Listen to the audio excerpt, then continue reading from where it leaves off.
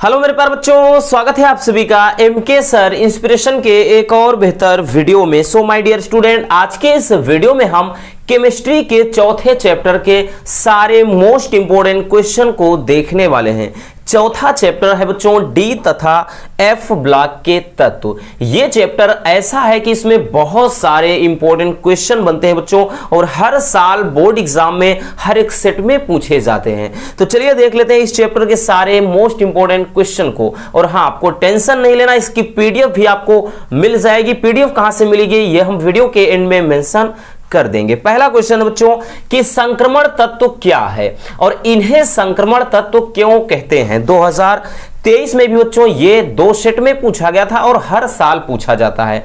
तो संक्रमण तत्व किसे कहते हैं, ठीक। तो इसका आंसर क्या है, बहुत ही सिंपल तरीके से समझना है बच्चों कि डी ब्लॉक के तत्वों को संक्रमण तत्व कहते हैं, ठीक। और इनका इलेक्ट्रॉनिक विन्यास करने पर अंतिम इलेक्ट्रॉन बाह्य कोश के डी उपकोश में प्रवेश करते हैं। यानी अगर इनका इलेक्ट्रॉनिक विन्यास किया जाए तो अंतिम इलेक्ट्रॉन बाह्य कोश के डी उपकोश में प्रवेश करेंगे, ठीक। और ये तत्व एस तथा पी ब्लॉक के बीच में स्थित होते हैं, ठीक है ना। ये जो है एस तथा पी ब्लॉक के बीच में स्थित होते हैं, इसी कारण इन्हें संक्रमण तत्व कहा जाता है। मतलब इसको समझेंगे बच्चों, जैसे आपका अगर हम बात करें इस तरह से आपका पीरियोडिक टेबल है, ठीक है ना। तो यहां पर जो होता है ये एस है और ये पी ब्लॉक है, और बीच में क्या होता है बच्चों डी होता है, और नीचे जो दो आपकी यहां 36 पंक्तियां होती हैं उनको क्या कहते हैं, ये होता है एफ ब्लॉक। तो एस पी डी और एफ, तो ये जो डी ब्लॉक के तत्व हैं इन्हीं को ट्रांजिशन मेटल यानी संक्रमण तत्व कहा जाता है, ठीक। संक्रमण तत्व इसलिए कहते हैं बच्चों क्योंकि ये एस तथा पी ब्लॉक के बीच में स्थित होते हैं, इसी कारण इनको कहा जाता है संक्रमण तत्व। आई बात समझ में। चलिए इसको स्क्रीनशॉट कर लीजिए, उसके बाद हम देख लेते हैं बच्चों दूसरा क्वेश्चन। चलिए अब हम देख लेते हैं बच्चों क्वेश्चन नंबर 2। दूसरा क्वेश्चन है कि डी ब्लॉक के तत्वों की विशेषताएं क्या है, या फिर पूछेगा डी ब्लॉक के तत्वों के अभिलक्षण क्या है, ठीक। इस तरह से पूछ सकता है और आपको परेशान नहीं होना है। और एक बात और बच्चों कि आज के इस वीडियो में जो भी हम क्वेश्चन देखेंगे ये मान के चलिए बच्चों 100% आपके बोर्ड एग्जाम के दृष्टि से ये काफी ज्यादा इंपॉर्टेंट है। मे भी हो सकता है कि 2 से 4% बच्चों की इसके अलावा क्वेश्चन इस चैप्टर से बन जाएं, नहीं तो डेफिनेटली यही क्वेश्चन आपके एग्जाम में दिखाई देंगे, ठीक है ना। चलिए तो क्वेश्चन है कि डी ब्लॉक के तत्वों की विशेषताएं। तो डी ब्लॉक के तत्वों की निम्नलिखित विशेषताएं हैं, यानी डी ब्लॉक के तत्व के अंदर कौन कौन से ऐसे गुण हैं। पहला कि इनमें धात्विक चालकता होती है, यानी ये क्या होते हैं मेटल फॉर्म में होते हैं, इनमें क्या होती है चालकता होती है, ठीक है ना। तो इनमें धात्विक चालकता होती है क्योंकि ये सभी के सभी जो डी ब्लॉक के तत्व होते हैं बच्चों वो प्रायः क्या होते हैं धातु ही होते हैं, ठीक। दूसरा है कि ये रंगीन आयन बनाते हैं, ठीक। दूसरा क्या है कि ये रंगीन आयन बनाते हैं। अभी हम आगे आपको डिटेल्स में समझाएंगे कि ये रंगीन आयन क्यों बनाते हैं, अनुचुंबकीय गुण ये सब बताएंगे, ठीक ना, परेशान नहीं होना है। तो ये क्या करते हैं रंगीन आयन बनाते हैं। अगला है कि ये अनुचुंबकीय गुण दर्शाते हैं, यानी डी ब्लॉक के तत्वों के अंदर अनुचुंबकीय गुण होता है। देखिए अनुचुंबकीय गुण क्या होता है बच्चों कि जिनमें चुंबकत्व का गुण थोड़ा पाया जाता है, यानी चुंबक के करीब ले जाने पर वो थोड़ा सा इधर उधर हिलते डुलते रहते हैं, ठीक है ना। तो वो होते हैं क्या अनुचुंबकीय गुण, ठीक। नेक्स्ट है कि ये संकुल यौगिक बनाते हैं। संकुल का मतलब उपसह संयोजक जो यौगिक होते हैं। आपके इस चैप्टर के बाद जो चैप्टर है उपसह संयोजन यौगिक, उसमें आपका जो भी होगा बच्चों संकुल यौगिक, यानी जो इस तरह से होते हैं जैसे यहां पर लिखा होता है K3FeCN6, ठीक है ना। तो इस तरह से आपके यानी ये जो आपके यौगिक हैं इस यौगिक को कहते हैं संकुल यौगिक। तो जो आपके इसमें होते हैं आप यहां पर K3 लिख दिए, उसके बाद CO, यहां पर H2O है, फिर 5 है, कुछ भी आप लिख दीजिए, यानी ये सब उपसह संयोजन यौगिक हैं। तो उपसह संयोजन यौगिक बनाने के लिए इसमें जो भी तत्व होते हैं वो कौन से तत्व होते हैं डी ब्लॉक के तत्व। तो ये क्या करते हैं संकुल यौगिक बनाते हैं, या फिर इसी को हम लिख सकते हैं कि उपसह संयोजक यौगिक बनाते हैं। आई बात समझ में। चलिए स्क्रीनशॉट कर लीजिए बच्चों, फिर हम देखते हैं नेक्स्ट क्वेश्चन। चलिए क्वेश्चन नंबर 3 ये भी बेहद लाजवाब है। हालांकि 2023 में अगर बात करें बच्चों तो नहीं पूछा गया था, लेकिन संभावना 24 में फुल है, इसलिए इसको अच्छे से देख लीजिए। तो क्वेश्चन है कि अंतः संक्रमण तत्व क्या है, यानी इनर ट्रांजिशन मेटल है या फिर इसी को आंतरिक संक्रमण तत्व कहा जाता है। बात समझ में आई कि अंतः संक्रमण तत्व क्या है और इनके सामान्य इलेक्ट्रॉनिक विन्यास लिखिए कि इनका इलेक्ट्रॉनिक विन्यास क्या होता है।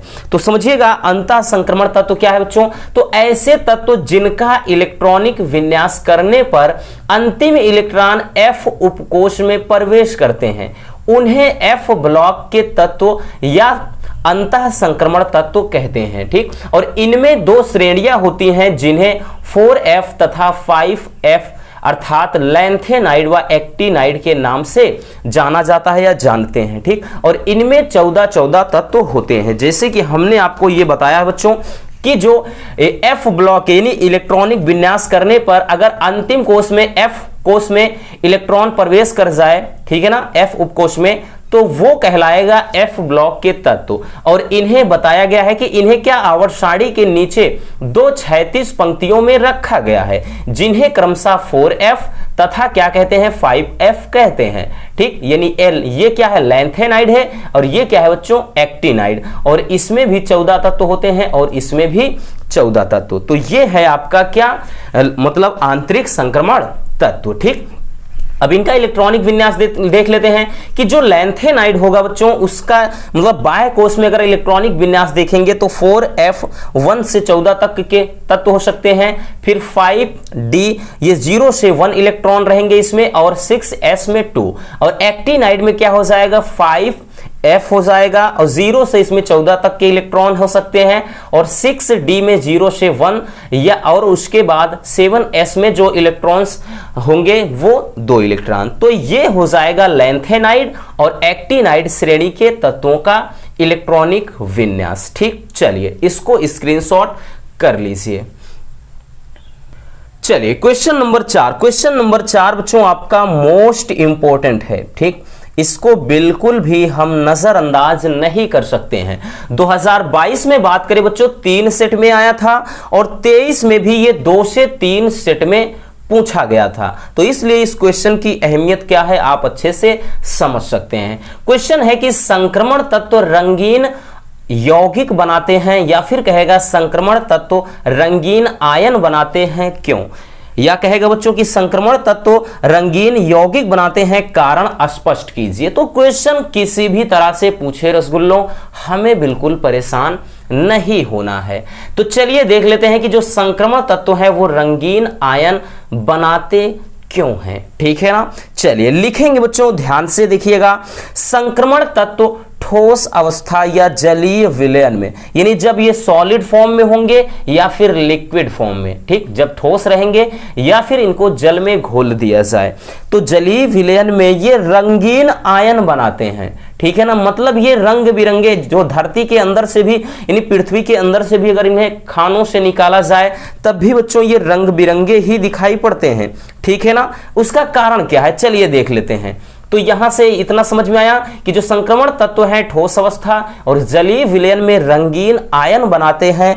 इसका कारण यह है कि जब संक्रमण धातु आयन पर श्वेत प्रकाश पड़ता है तो अपूर्ण डी कक्षकों मतलब कक्षकों में उपस्थित आयुग्मित जो इलेक्ट्रॉन होते हैं प्रकाश का अवशोषण करके वो निम्न ऊर्जा वाले कक्षक से उच्च ऊर्जा वाले कक्षक में प्रवेश कर जाते हैं। कहने का मतलब जैसे ही बच्चों जो संक्रमण तत्व होते हैं, जैसे ये संक्रमण धातु है, तो जैसे ही इस पर सनलाइट यानी सूर्य का प्रकाश जैसे हम डाल रहे हैं, ठीक है ना, इस पे जैसे ही सूर्य का प्रकाश पड़ता है बच्चों, तो इनमें जो होता है यानी जो ये परमाणु है इनमें क्या होता है, ये प्रकाश को अवशोषित कर लेते हैं। प्रकाश को अवशोषित करने के बाद ये निम्न ऊर्जा स्तर से उच्च ऊर्जा स्तर यानी निम्न कक्षक से उच्च कक्षक में चले जाते हैं, जिसके कारण इन धातुओं का अपना एक विशेष रंग हो जाता है, क्योंकि ये विशेष रंगों का ही अवशोषण करते हैं। हर एक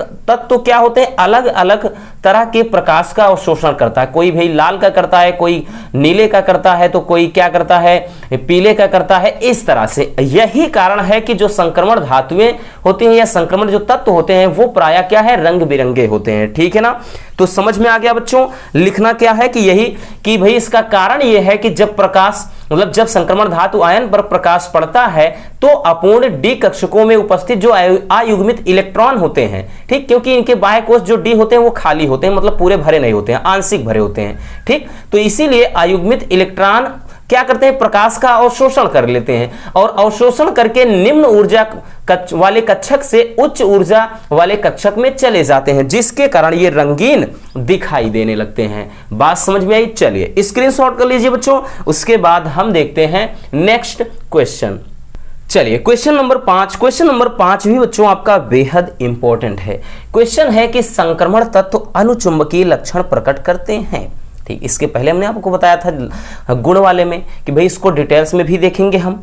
तो जो संक्रमण तत्व है यानी उनमें अनुचुंबकीय लक्षण होता है, क्यों?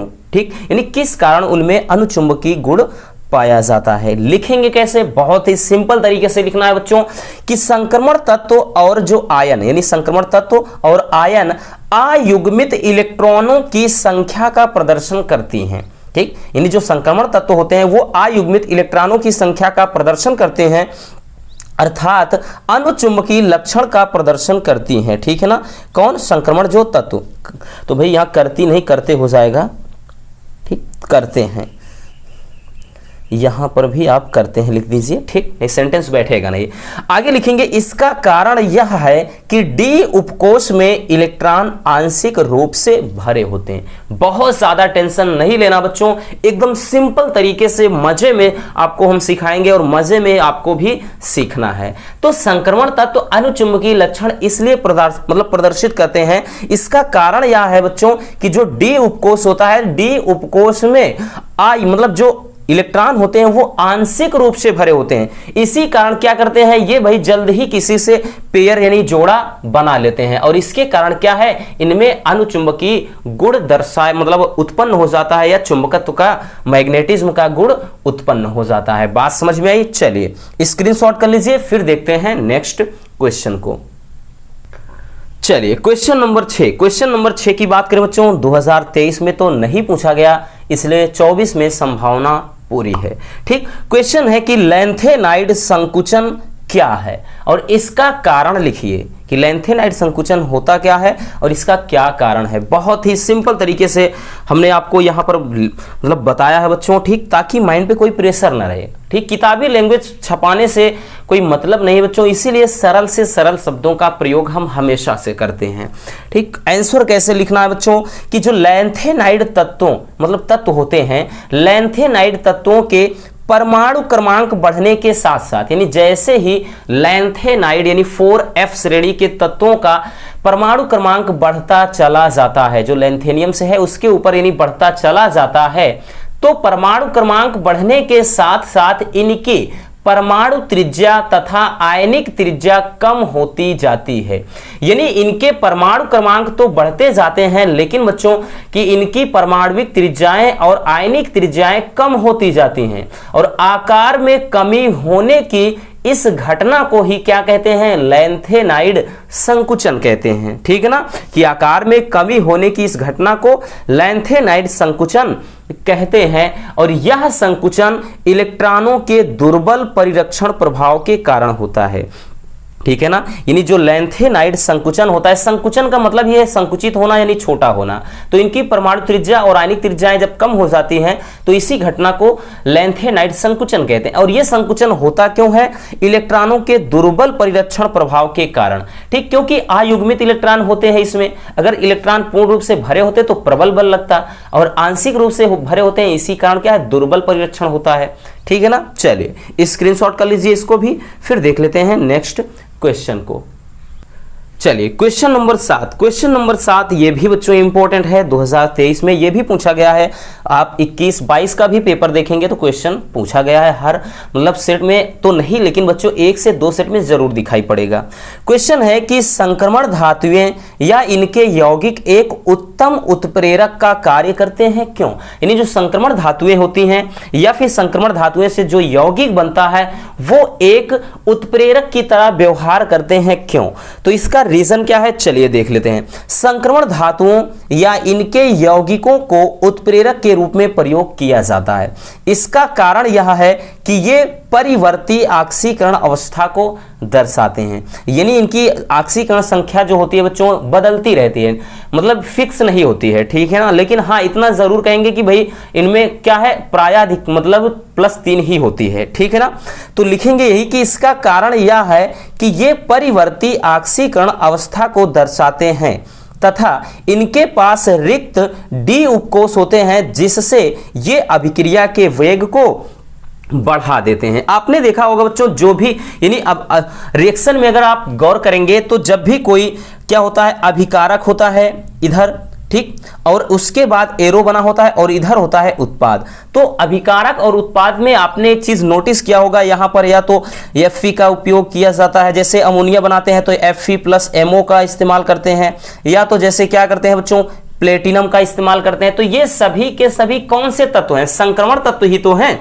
तो संक्रमण तत्वों का प्रयोग एक उत्प्रेरक की तरह कार्य किया जाता है, यानी उत्प्रेरक होते क्या है, जो अभिक्रिया की दर को बढ़ा दें लेकिन स्वयं अभिक्रिया में भाग नहीं लेते हैं, ठीक है ना। तो ऐसे पदार्थों को क्या कहा जाता है, ठीक, कहते हैं उत्प्रेरक, ठीक है ना। तो वही चीज है बच्चों की उत्प्रेरक के रूप में इनका प्रयोग क्यों करते हैं, तो इसका कारण यह है कि ये परिवर्ती ऑक्सीकरण अवस्था को दर्शाते हैं तथा इनके पास रिक्त डी उपकोष होते हैं जिससे ये अभिक्रिया के वेग को बढ़ा देते हैं। यानी वही बात है कि इनके पास आंशिक रूप से भरे हुए डी उपकोष होते हैं जिसके कारण ये जल्द ही क्या करते हैं, किसी से जल्द ही साझा कर लेते हैं, ठीक।